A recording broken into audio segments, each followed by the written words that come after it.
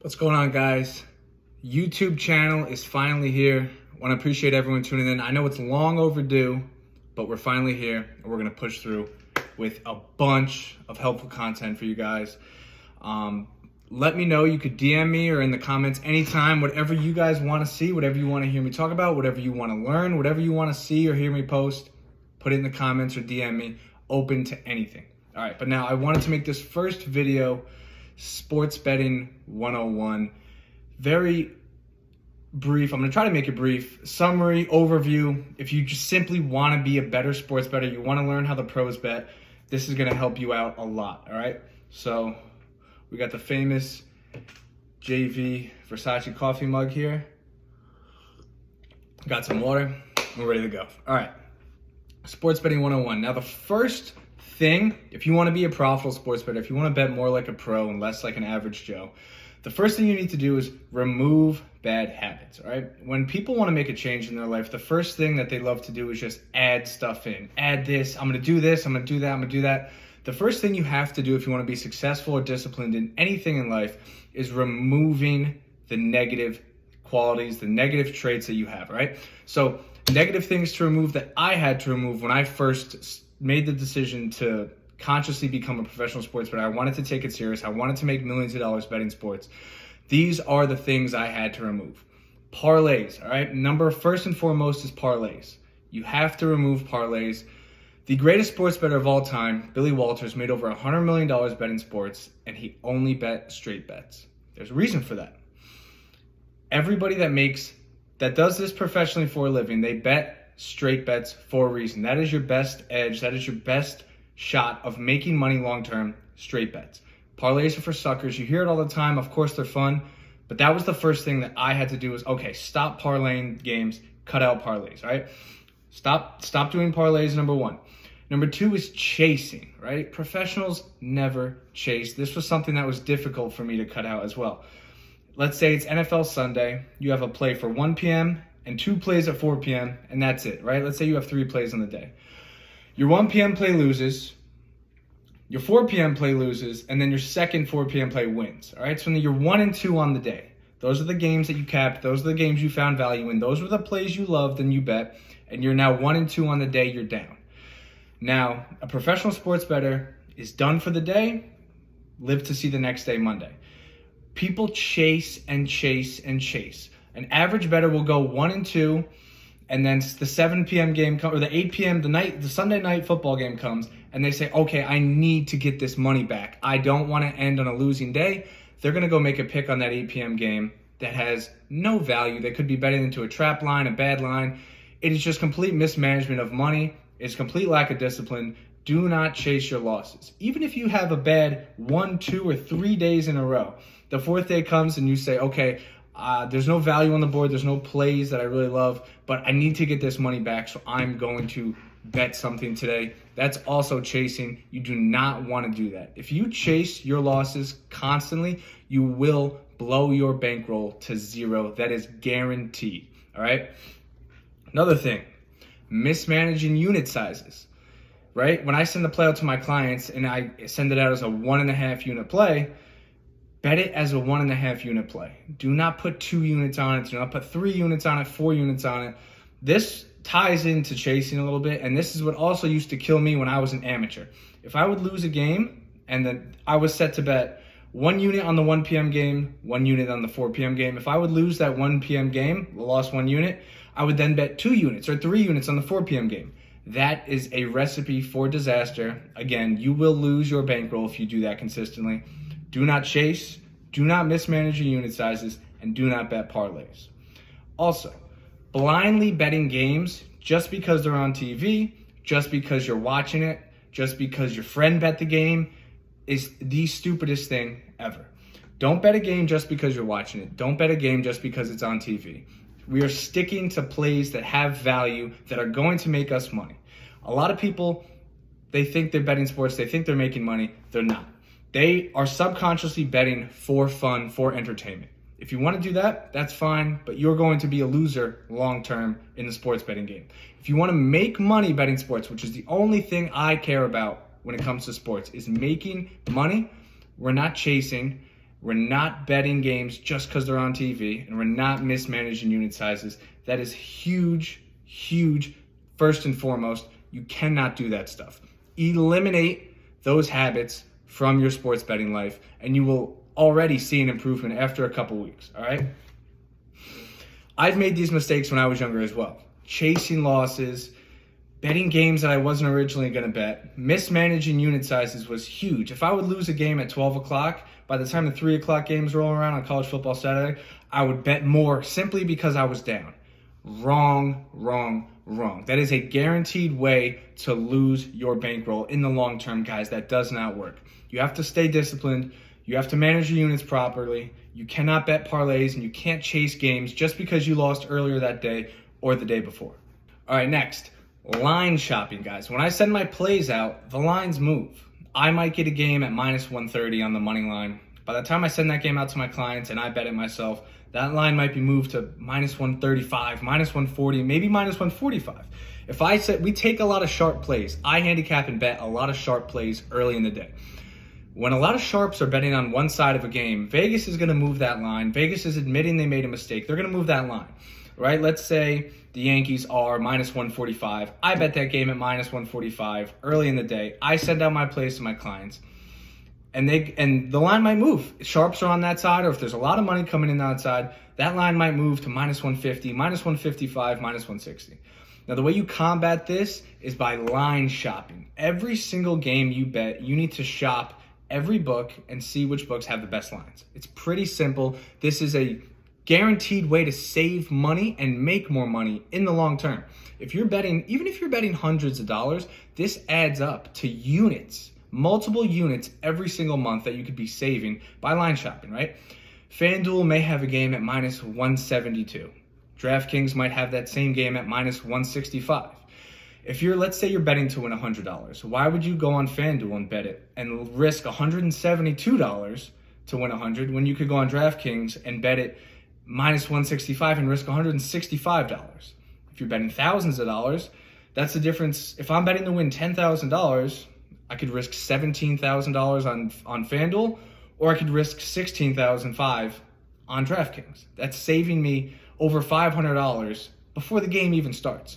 So on any play you lose, you're going to save money on that juice. You need to be line shopping. There's so many books out there, legal and offshore, in every single state in the United States. There's no excuse not to have every single sports book. There's no excuse not to have accounts on every single book. FanDuel, DraftKings, Caesars, MGM, William Hill, Caesars, Fanatics, Bet365, Bovada, BetOnline, Wager Attack, BetUS. There are so many sites, and I've made videos on this on Instagram about this. Line shopping is imperative. You have to line shop. You have to get the best value.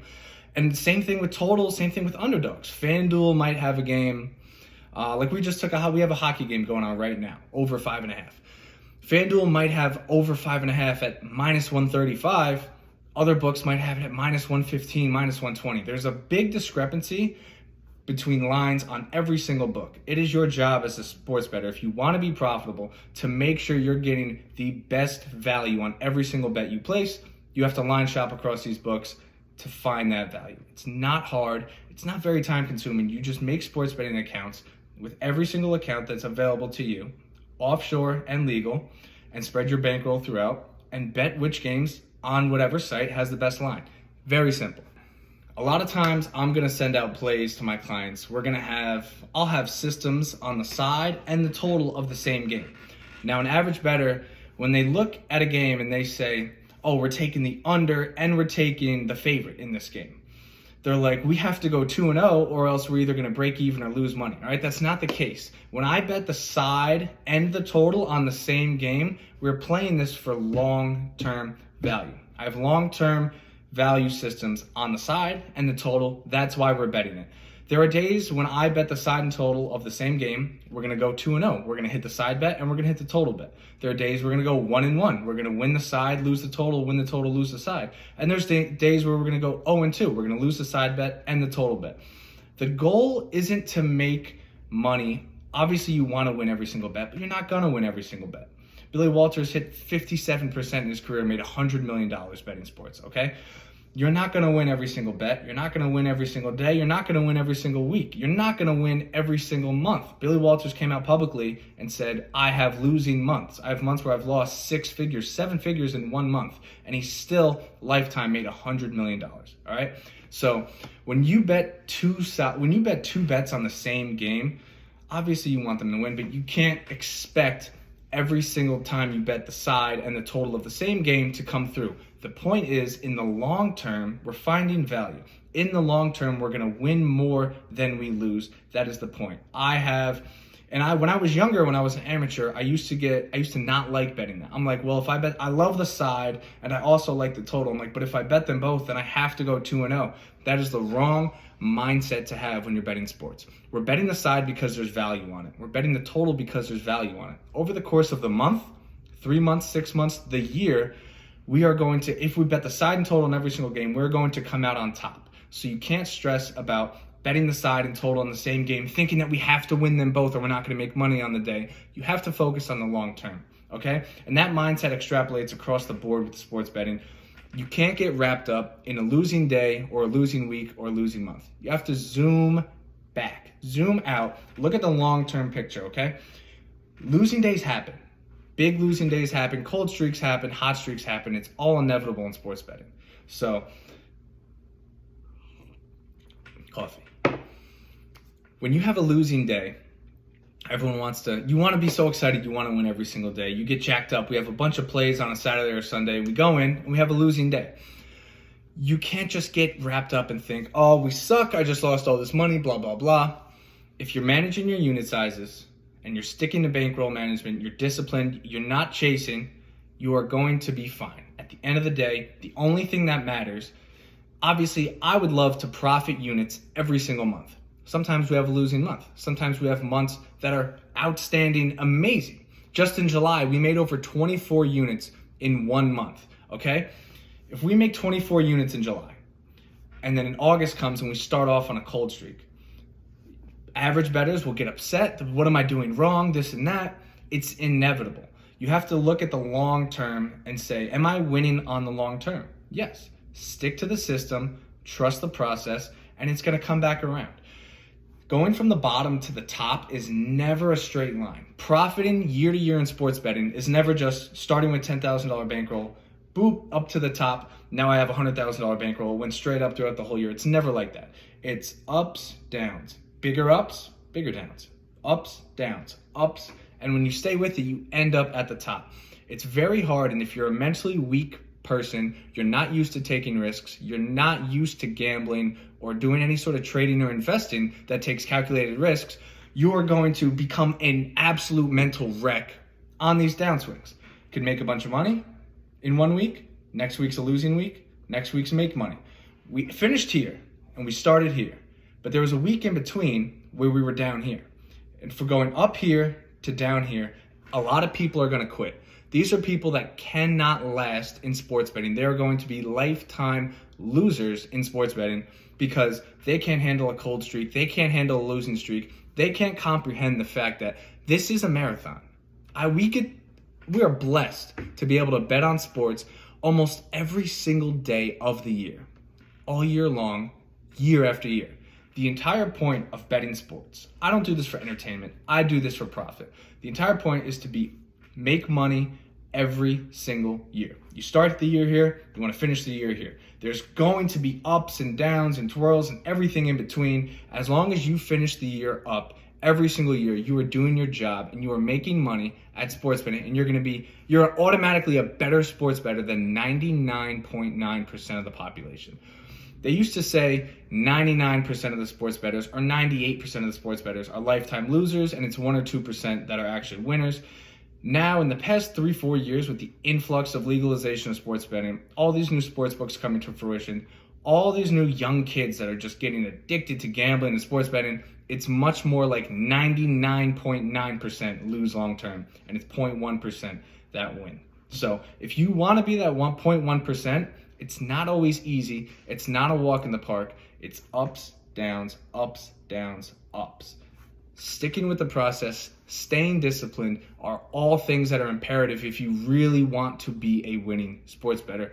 Non-negotiable. You can't chase your losses every single time you lose and expect to be up at the end of every single year. You can't bet parlays every single day and expect to be up at the end of the year. You cannot mismanage your unit sizes and bet 5 units on a play that should be a 1 unit play and half a unit on a play that should be a 3 unit play. Does not happen. You cannot expect to be a winning sports bettor if those are your sports betting tendencies. Bankroll management. People ask me questions about this all the time. I've made a bunch of videos on Instagram for them. I'm gonna come out and say it on YouTube now. 1 unit of your bankroll should be between 1% and 2.5% of your bankroll, depending on your risk tolerance. If you think you're a big risk taker, you have a big bankroll, you're ready to fire, you're ready to go. Some of my clients they err on the 2.5% side. So when I send out a 1 unit play, they're betting to win 2.5% of their bankroll on that play. If you're more conservative, if you're a little more scared, if you're a little new to things, if you have a smaller bankroll, 1% is just fine. Now, when I send out plays and we have an underdog, right? It's a plus money play. So the odds are plus 100 to plus 1,000. And anywhere in between, we are risking a unit. If I send out a play that's plus 140 and I send it out as a 1 unit play, we are risking 1 unit on that bet. We are laying 1 unit to win 1.4 units. If I send out a play that's minus 140, we are risking 1.4 units to win 1 unit, right? If the odds are minus, right? If it's a negative odds play, we're always betting to win the specified unit amount. If it is a plus money play or an underdog play, we're always risking the specified unit amount. So if I send out a play minus 180, this is a 2 unit play, or this is a 1 unit play at minus 180, we are risking 1.8 units to win 1 unit. All right, so that's very simple. I know some of my clients, when they first jumped on, got confused. They were risking, I had one client sending me our winning bet slips for weeks. He's like, oh, you're crushing it. We're making a bunch of money. And he's risking the same amount on every play. And I DM him back and I'm like, bro, what are you doing? Like, this was a minus 190 or this was a minus 140.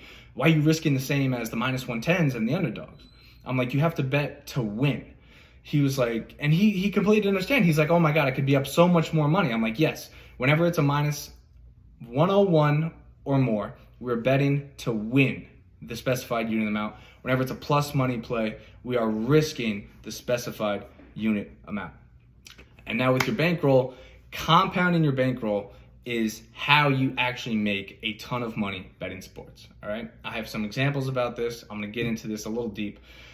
Compounding your bankroll, this is I never really knew about this until I started talking to pros, until I had some mentorships. I didn't know anything about compounding your bankroll, what it meant, and how effective it actually is. So I know pros that compound their bankroll every single week, every Monday morning or every 2 weeks, every second Monday morning. They're gonna go over all their wins and losses, and all their profits are gonna be added to their bankroll, and now they have a new unit sizes. If they had a losing week or a losing 2 weeks, their losses are going to be subtracted from their bankroll, and now they have a new unit size, okay? So let's say you start off with a $1,000 bankroll. You make $100 in your first week. Now your bankroll is $1,100. Let's say you're betting 1% of your bankroll.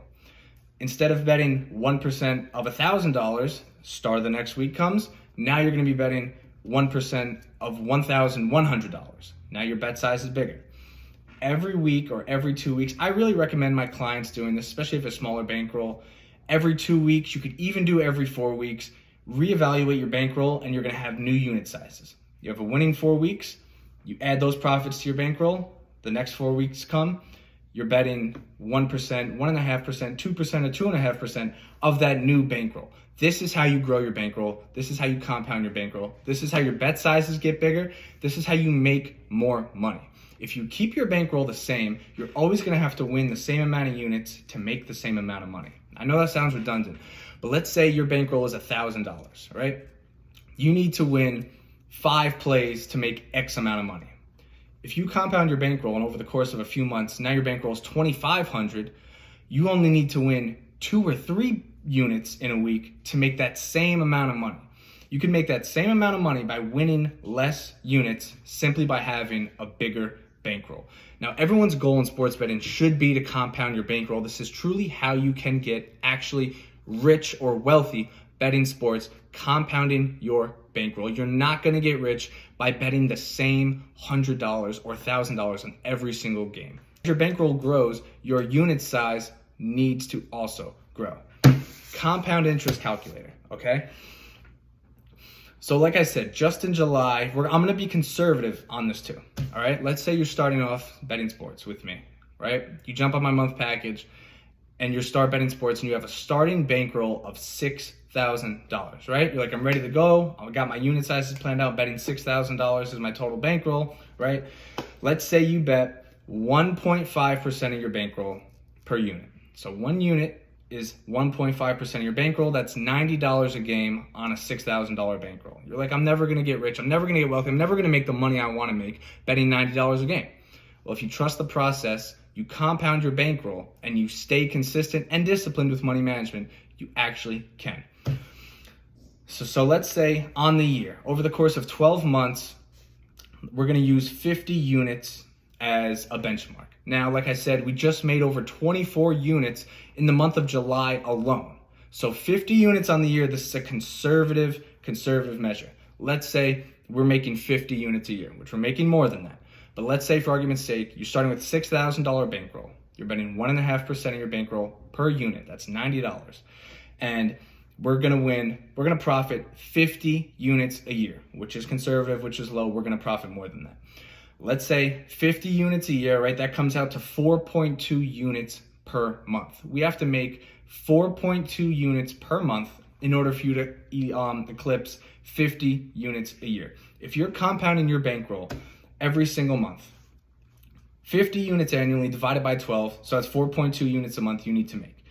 You plug that into a compound interest calculator. A $6,000 bankroll, betting 1.5% per unit, making 50 units a year, again, which is a low estimate, in 5 years of compounding that $6,000 bankroll, making 50 units per year, in 5 years, you will have over $98,000. Now, with a $98,000 bankroll, you can make a lot more money. And in the coming year, the year after that, and the year after that, it's going to compound even more. Then you'll be betting $1,000, $1,500, $2,000 per game. You profit 4 units in a month. Now you're making $8,000 a month plus, conservatively, all starting from a $6,000 bankroll. So yes, the more you want to make more money betting sports, you need to have a bigger bankroll. Doesn't mean you need to start with the biggest bankroll possible, but starting with the most capital is obviously, it's easier and it's safer to make more money when you're betting sports. Something else a lot of people kind of can't really comprehend, right? So our job as a professional sports bettor and as sports bettors that are trying to make money long term is finding value. Day in and day out, it's all about finding value. And a lot of times I struggled with this earlier in my sports betting career, is when I would find a big play and not able to get all my money down on it, or I find a play I love and I'm unable to bet it, or I find a play I love but I don't really think there's value, but I think it's going to win and I bet it. Everyone gets FOMO, right? Everyone gets the fear of missing out on a big play.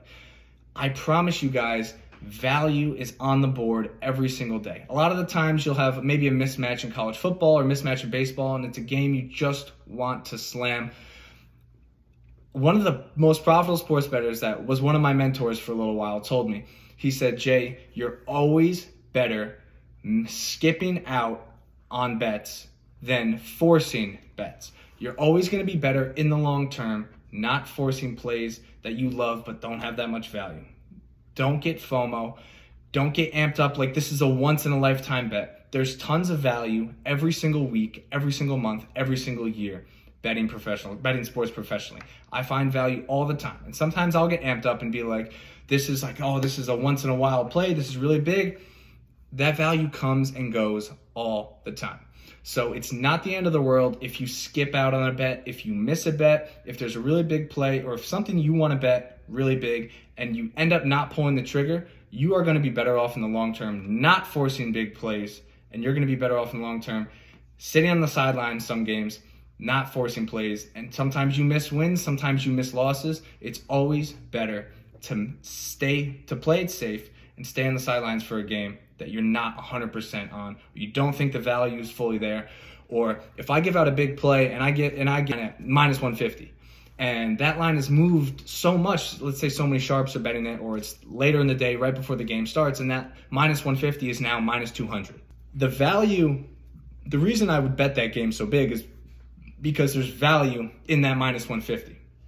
By the time you go to bet a game that I got at minus 150 and now the line's at minus 200, that value has shrunk tremendously. Now, if you get it at minus 160, minus 165, of course, there's still value there.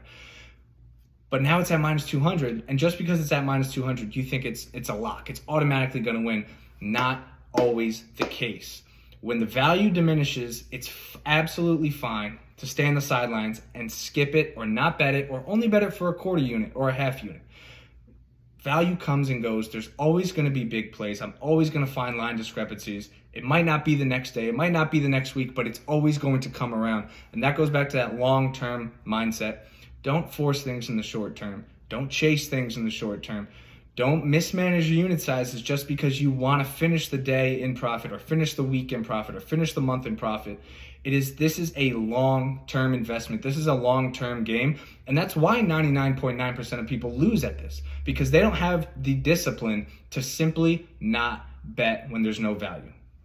That's all it is. That is the biggest difference between pros and Joes, is just not being able to stop betting, right? If I have no value in a game, I don't want to bet it. I have no feeling in me that's like, I have to bet this game. I have to bet this game because I lost. None of that. I'm fine with sitting out games. I'm fine with only betting plays that I find value in, and it's completely changed my life. I have all the nice stuff I have, all the freedom I have is all from sports betting on games that have value. And a lot of people simply can't sit on the sidelines. They have to gamble. They have to bet. They have to do parlays. They have to chase. They have to do all this stuff because they have no impulse control, no discipline. And that is a recipe for being a lifetime sports betting loser. I can guarantee that 100%. People ask me, Jay, what's your best sport? What sports do you love to bet? What sports, blah, blah, blah. We bet, my best sports are the main sports. Baseball, MLB baseball, NHL hockey, college basketball, college football, NFL. Those are our 5 main sports. I do bet the NBA sometimes. I do bet the CFL sometimes. I do bet the WNBA sometimes, only when I find a significant amount of value. Just between baseball, hockey, college basketball, pro football, and college football, we're able to find enough value to make plenty of money all 12 months of the year. You're not going to find me betting on Korean baseball. You're not going to find me betting much on soccer. You're not going to find me betting anything that I don't think we have a very solid long-term expected value or an edge in, okay? You're just simply not going to make money by betting everything every single day. So our best sports are baseball, NFL, college football, NHL hockey, college basketball. In those 5 sports, I could go a full 2 years and make a shit ton of money without even coming close to betting the NBA, without coming close to betting on Korean baseball or any of these soccer, boxing, UFC, or any of these sports. We do bet the NBA sometimes, and I do have some really good systems in the NBA, but about after a third of the season in the NBA, the Vegas odds makers are actually pretty on point because NBA players are very consistent. On average, it's going to take the same team with the same players. They're going to shoot, on average, the same amount of shots per game. They're going to have the same time of possession per game.